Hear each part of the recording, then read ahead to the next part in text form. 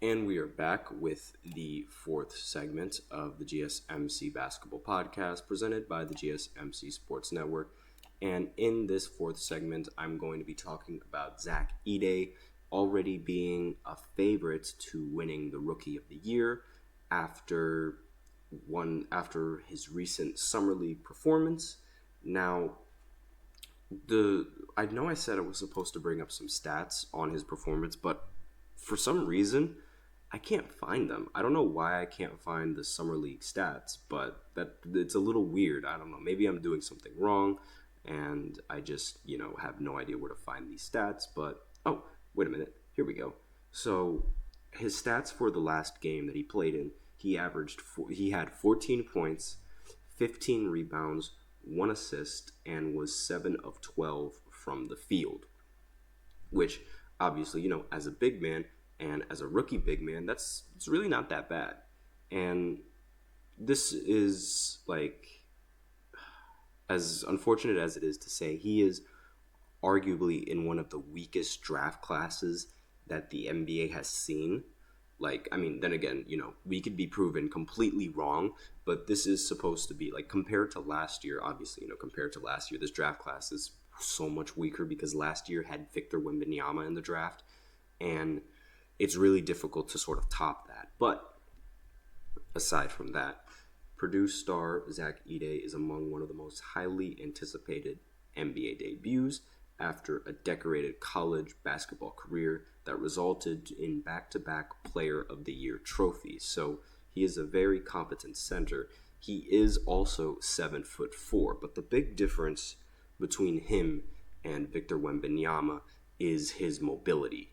Zach Edey, while he is just as tall as Victor, he's not nearly as mobile as Victor. In fact, he seems a little bit more clunky. He moves a lot more like Yao Ming as opposed to moving like a guard like Victor can. And when you have somebody that's 7'4" that is able to move and be as mobile as Victor is, compared to having someone who isn't really as mobile as Victor, it could be seen as a huge downgrade.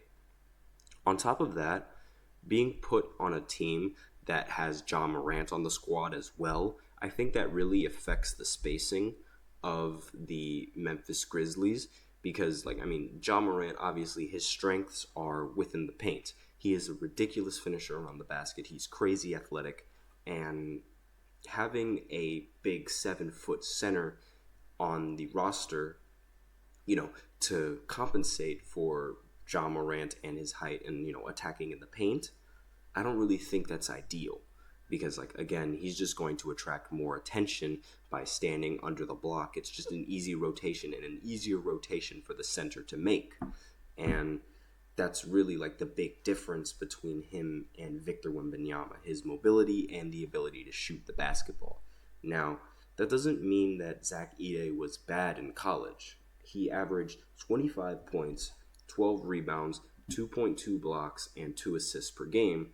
And that's really what the value is coming in from Zach Edey. He's going to be that rim protector type of player that can somewhat, operate in the pick and roll and, to somewhat, by when I say somewhat, I mean because he's so tall and because he's his frame is wide, he will be really useful in a pick and roll, throwing lobs. It's just his mobility is just going to make him a little bit slow when cutting to the basket. That's my opinion on that. And that sort of it could be seen as a downside in the pick and roll because, he's going to start at the top of the key and then he's supposed to slowly walk down over to the painted area and catch the lob. But if he's slow, then the rotation defense is going to be there to stop him.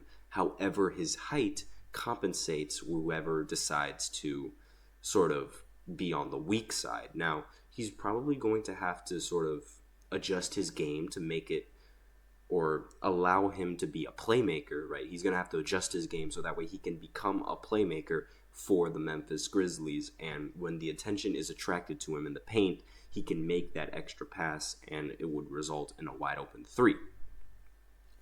That's sort of the hope that I have. Now, like it's really different than how Shaq was playing. Like, I mean, when Shaq was operated in a pick and roll, the difference between him and Shaq is that Shaq was surprisingly really fast. Like, before he was before he sort of gained so much weight and became rather lazy, he was one of those players that was really, really fast. Like, really damn fast. For someone that's 7'1", you should see him move. Like, it is very, very scary the way that he moves. But aside from that, and his just, sheer dominance in the paint, that's sort of what made Shaq a difference maker when you compare it to every other center that was in the league. And just a reminder, Zach Edey, he was the number 9 pick in the draft. First took the floor when the Grizzlies played the Salt Lake City Summer League game against the Utah Jazz. So, he just seems rather slow. I also should note that he backed out of his commitment to play for Team Canada in the 2024 Paris Olympics, which was a tough decision for him.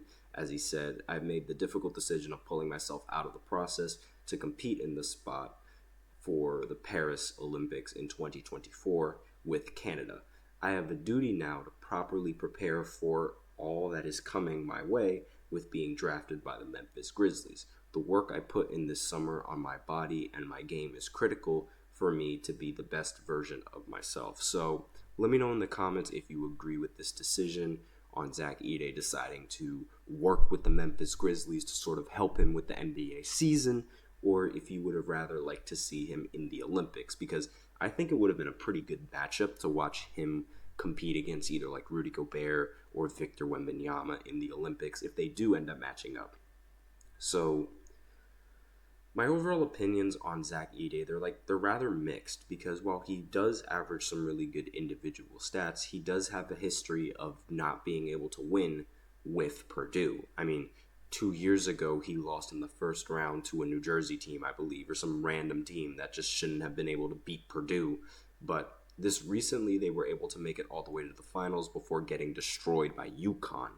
And that's sort of like been the bugaboo of Zach Edey. I mean, just the fact that he's so tall, but at the same time, he's just really, really, really slow.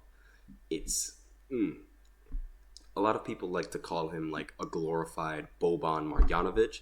And if you guys know who Boban is, or is it, actually no, I said his last name wrong. I apologize for that. It's Boban Bogdanovic. That's what I meant to say.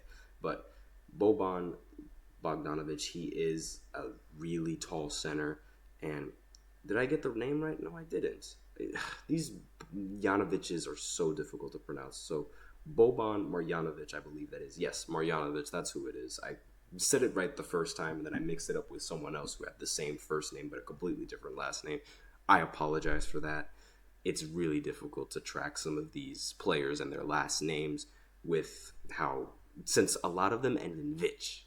Like, it's difficult to, like, there was a guy called Nikola Jovic who could be mistaken for Nikola Jokic, and Boban Marjanovic mistaken for Boban Bogdanovic, and all the other. It's really difficult. I'm trying. I apologize. But he is rather tall, and he does suffer the similar problems that Zach Edey is suffering, just being rather slow.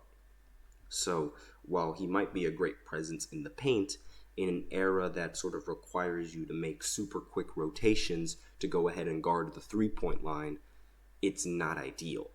And that's sort of the reasons why Boban is considered a liability. While he is, a reliability in the paint, he is a liability outside of the paint. Same thing with Rudy Gobert being a liability outside of the paint.